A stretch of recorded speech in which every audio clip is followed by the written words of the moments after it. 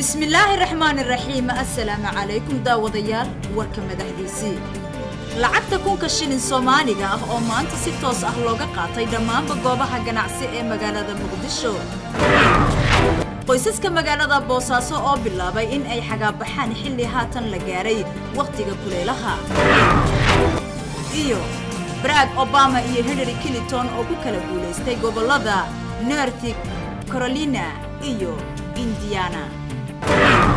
daawadayaal intaasi waa qodobada warka ugu doorka roon caawa haatanna ku soo dhawaada idinka mahadsan warkii oo dhammaystiran.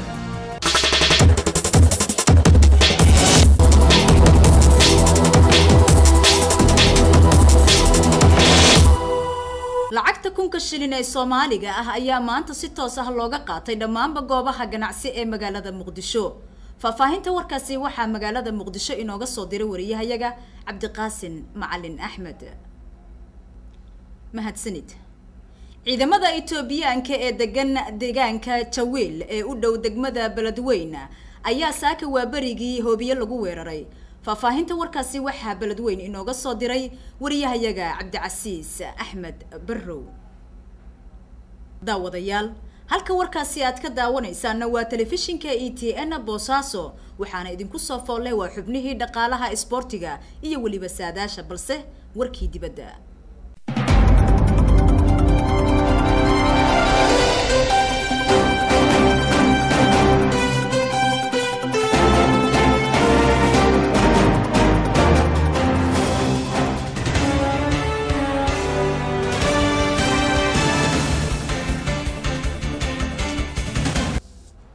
mahadsanid Iimaan Maxamed Gaani وحمنتي ساداش عملة ورك عالم كي تلفزيون كإيتين أتكدا وطن ساعدها نقله وجهرين بوساسو حرمتو قبل كبري هركل كمان توحوا صدحية صدن ديجري سنتيغريد عاول واحد تهي مجالة بوساسو وصدحية لباتن ديجري سنتيغريد قيب كم إذا ما أنت قرح أيه كجرت مجالة بوساسو عاون وهور أقرنو حرمتا قبل ككركار هركل كمان توحوا وصدحية صدن ديجري سنتيغريد عاون واحد تهي قرنو ولحية 8 ديجري سنتيغريد أنت بدن ضرورة أيامات تكجري مجالة قردو عاونا وقبو قروا حرمتو قبل كنوغالي عاصمة مامل قبليات كبنتلان هركل كمان توحوها صدحية صدن ديجري سنتيغريد عاونا واحد تهي قروي وتضبية 8 ديجري سنتيغريد ضرورة أيامات تكجري مجالة قروي عاونا وقبو قال كعيو حرمتو قبل كمدو هركل كمان توحوها صدن ديجري سنتيغريد عاونا واحد تهي قال كعيو وافر يلواتن ديجري سنتيغريد ضرورة أيامات تكجري مجالة قال كعيو عاونا وقبو مقدشة حرمتا قبل كبنادري عاصمة الصومالية هركل كمان توحوها صدن يكو ديجري سنتيغريد عاونا وحيتا هاي مقدشة أفر يلواتن ديجري سنتيغريد قيب كميدها مان تقرح أيا كجرتي مقالة مقدشة عاونا وقبو كسمايو حرمتا قبل كجبضه هركل كمان توحوها وصدن يكو ديجري سنتيغريد عاونا وحيتا هاي كسمايو وصدح يلواتن ديجري سنتيغريد انت بدن كسمايو مان تقرح أيا كجرتي عاونا وقبو هرقيسة حرنتا قبل كوقوي قلبيت هركل كمان توحوها وكوية صدن ديجري سنتيغريد عاونا وحيتا هرقيسة وافر يا 8 ديجري سنتيغريد قيب كميدها مان تقرح أيا كجرتي مقالة هرقيسة عاونا وقبو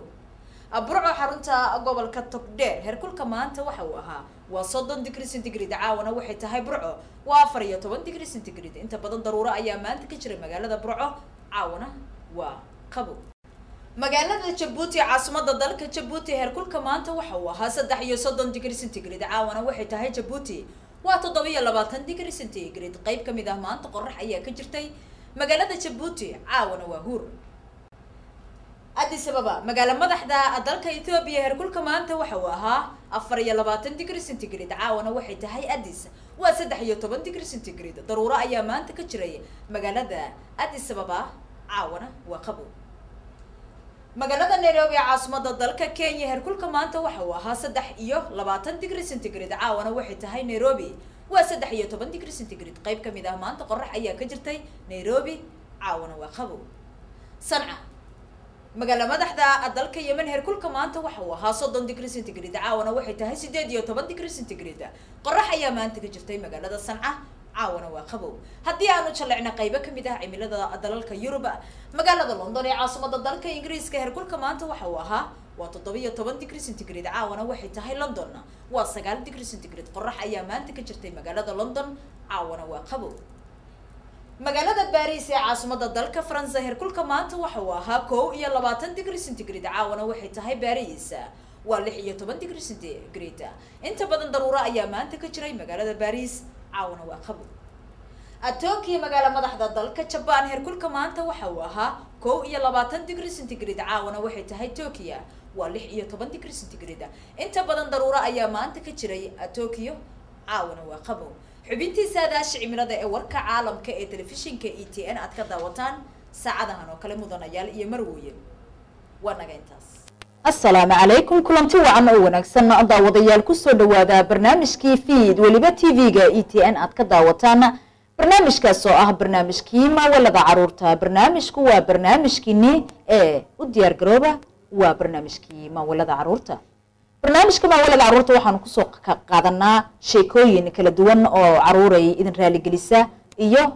waxyaabo kala duwan oo aad idin qanciya waa mar kale iyo barnaamijkiini ma walada caruurta ee u diyaar garooba caruuray kuna soo dhawaada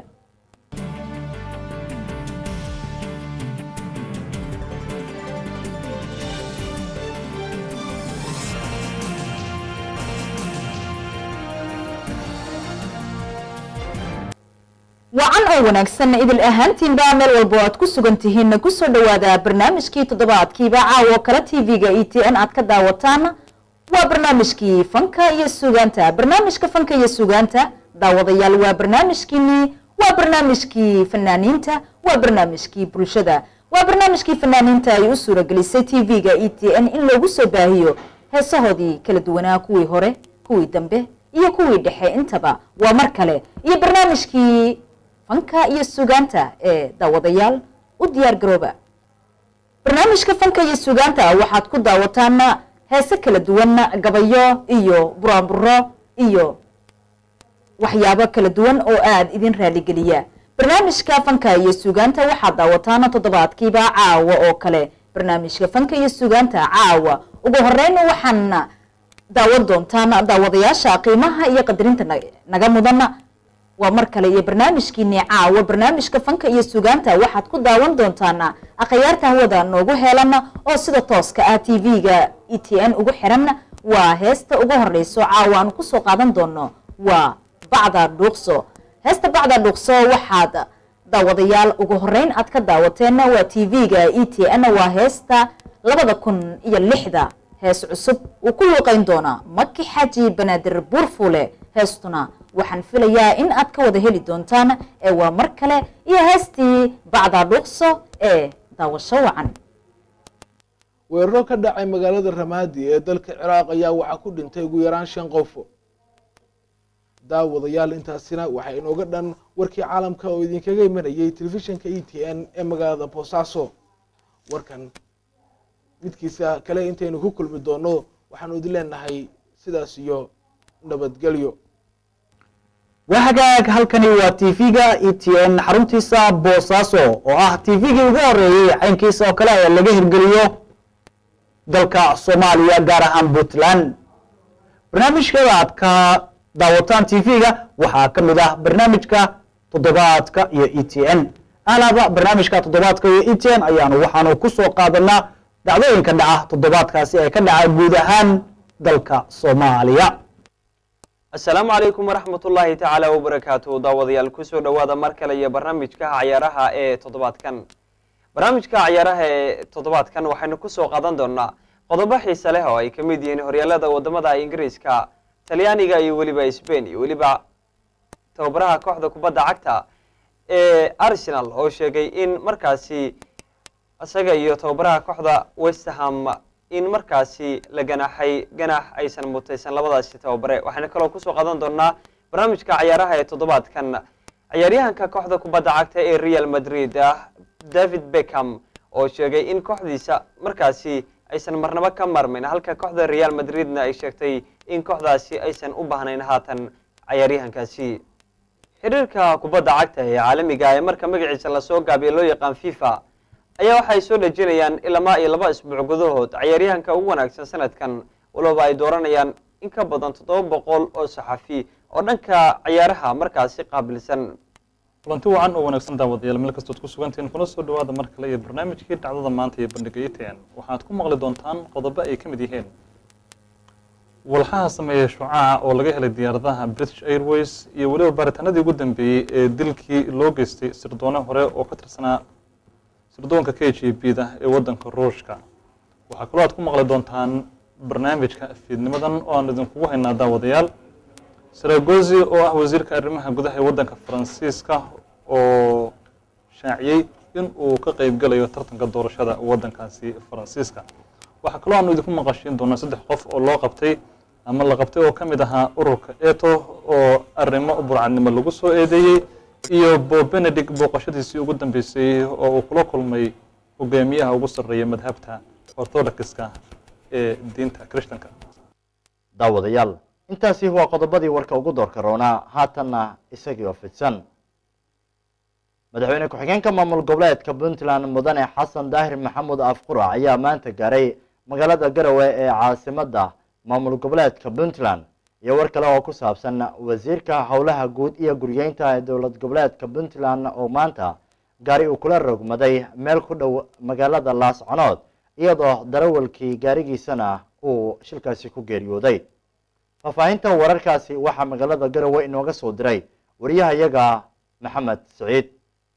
mahadsanid maxamed axmed ilkacase kulanti wacan oo wanaagsan daawadayaasha qiimiga iyo qadarinta baadka nooga mudan oo kusoo dhawaada xubinta dhaqaalaha ee warka caalamka ee telefishinka ETN oo caawa ku eegi doono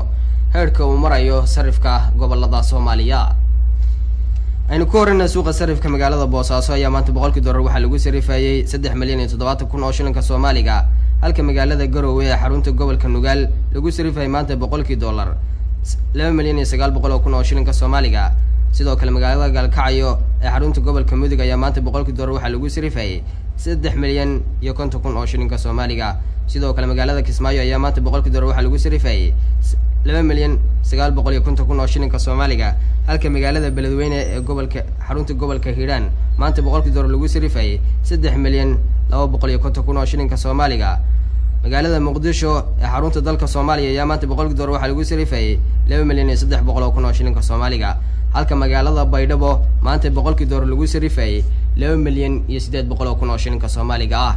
dhinaca kale haddaynu eegno shidaalka suuqa magaalada Boosaaso ayaa maanta waxa uu kala marayay fuusadii badaroolka ahayd $135 halka naaftada fuusadii maanta ka ahayd $185. sidoo kale gaaska ayaa fuusadii suuqa magaalada Boosaaso maanta waxay ka ahayd $140. daawadayaasha qiimiga iyo qadarinta baadka nooga mudan oo intaasina waxay naga eeg xubintii dhaqaalaha ee warka caalamka ee telefishinka ETN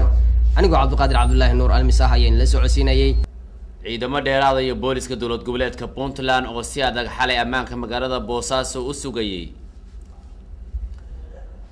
ciidamo ka tirsan booliska dowlad goboleedka Puntland oo ay gardaadinayaan ama ay kaabayaan ciidamo ka tirsan daraawiishta dowlad goboleedka Puntland ayaa xalay waxay hawlo ammaan sugida ka wadeen dhabooyinka ama wadooyinka waaweyn ee mara magaalada Boosaaso iyo wadiiqooyinka yaryarintaba. ciidamadani oo isbaarooyin iyo waliba wadooyinka magaalada intooda badan xalay hawlgalkani ka fulinayay ayaa si gaar ah baadhitaan ugu sameynayay gawaadhida iyaga oo markaasi ciidamadu ay tallaabo cad ka qaadayeen oo halkaasi ay kaga fiqayeen gawaadhida ay ku dahaaran yihiin muraayadaha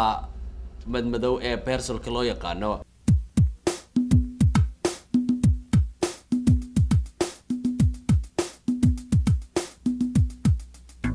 Kismayo Furniture and Cosmetics. Hi King. Hi Casey. You have been greeted. It has been taken. Anaan kuuriya aadin oo Kenya aan u talaabin. Haddii aan keenay aqalka kiisa u fiican kugu keenay aroos. Xaajadii kulligeed kaamil sawma. Aqalka kiisa habboon iyo uduga kaalinta fiican halka soo kaamisho aroosyadu ku farxaan. Hadda kaali igee keysaan calmada jiifka kiisa wanaagsan. Waa kan qalbi. Waa Kismayo Furniture and Cosmetics. Aqalkuna waa ku habeen. Makanaan gadanaa makan misakan. Kaali noo taliyo kaalintaada ciyaar. Kulli waa mahuraano kii aan gadanaba kan kaluuma talaaye kan ba aan la baxno kaalinteena arooska ku caweyno dushiisa ilaa waaba kifaaxe. Ajiib. Uduga kiisa habboon iyo cosmetican ila eg. Kareemadan casriga ah keenay wadankeena horay looma keenin. kuwani waaba cajiibo maqaarkay kobciyaan kuwana xayrtu ku fuushay kulli ka dajiyaan tinta ku kori weydana kuwa ku nafaqeeya kuwana inta ku taal wajigaaga korkiisa ayay ka bi'iyaan. kismaayo furniture and cosmetics ruuxii ka sii waayo gacalisadiisa korgeyn kol danbuu ka shalaayin kismaayo furniture and cosmetics kismaayo furniture and cosmetics waa xarun cusub oo casri ah waxa aadna ka heli kartaa dhammaan noocyada aqalada sida sariiraha noocyadii ugu dambeeyay oo dunida laga isticmaalo armaajooyin casri ah iyo daahyo si qurxoon loo naqshadeeyay iyo waliba maacuun aad ku qancin doonta kismaayo furniture and cosmetics waxaad kaloo ka heli kartaa kareemo casri ah oo loo isticmaalo siyaabo kala duwan sida kuwa soo celiya nuurka qofka kuwa caloosha yareeya kuwa jirka lagu dhiso kuwa finanka iyo haraha biiya kuwa tinta nafaqeeya iyo noocyo kale shaambooyin tayo leh noocyada diyadorondaha saabuunaha jirka dhammaan alaabahaasi ma laha wax kiimika ah ama jirka dilaya kismaayo furniture and cosmetics waxa ay dhinaca ku haysaa xalwa kismaayo 2 ama labaajada xalwa kismaayo ama kala xiriir tel number 64 ama 72 ama 75 ama 82 kismaayo furniture and cosmetics kun iyo koow waa kaafisa kismaayo furniture and cosmetics kaalintaada ka qaado kismaayo furniture and cosmetics ku kifaax kaydkaaga kismaayo furniture and cosmetics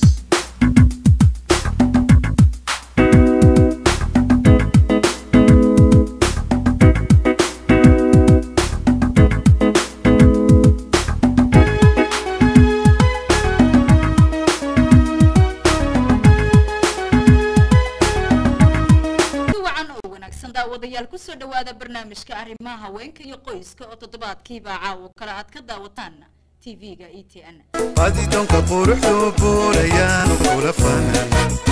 badnayaan kula gelin inkastoo bilaan iyo baxsanaanta kula rawo basarkay ku xidhantay qadiidonka quruxdu buurayaan kula fanan badnayaan kula gelin inkastoo bilaantiyo baxsanaanta kula rabo basarkay ku xidhantay badbaadada naftaadu habadalin aburto munadadu yeybin idabkaaga beligale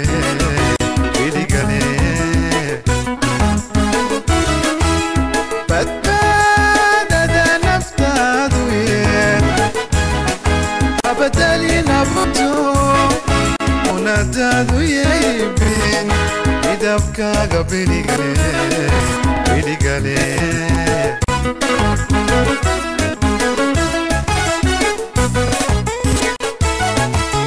ilyadaadu yay noqon dawa laysku buushiyo bixiisoyaanay kogeen midabkaaga badhax iyo ka ilaali baaliga iya kugu filankara ilyadaadu yay noqon dawa laysku buushiyo bixiisoyaanay kogeen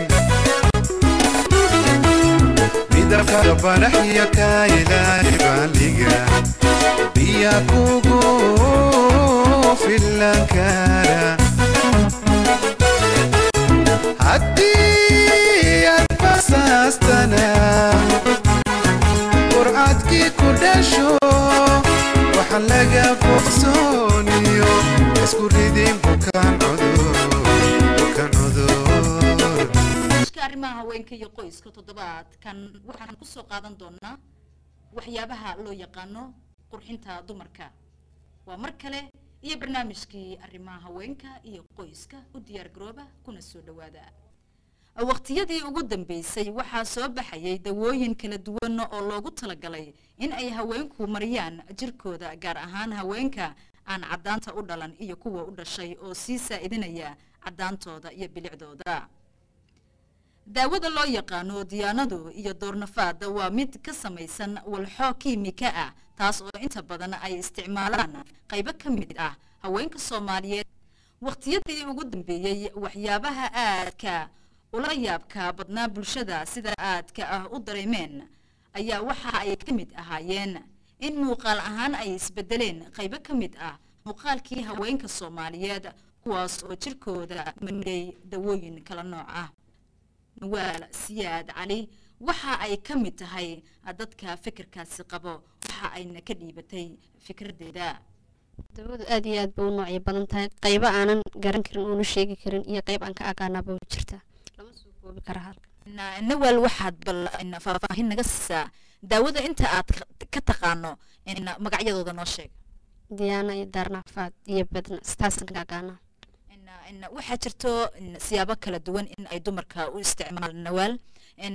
bal waxaad faahfaahin naga siisaa sida aad u isticmaasho ama dumarka inta aad la socoto ay u isticmaalaan iyo sida ay u kala duwan yihiin dawadaasi. kulli qof basibu u isticmaalaa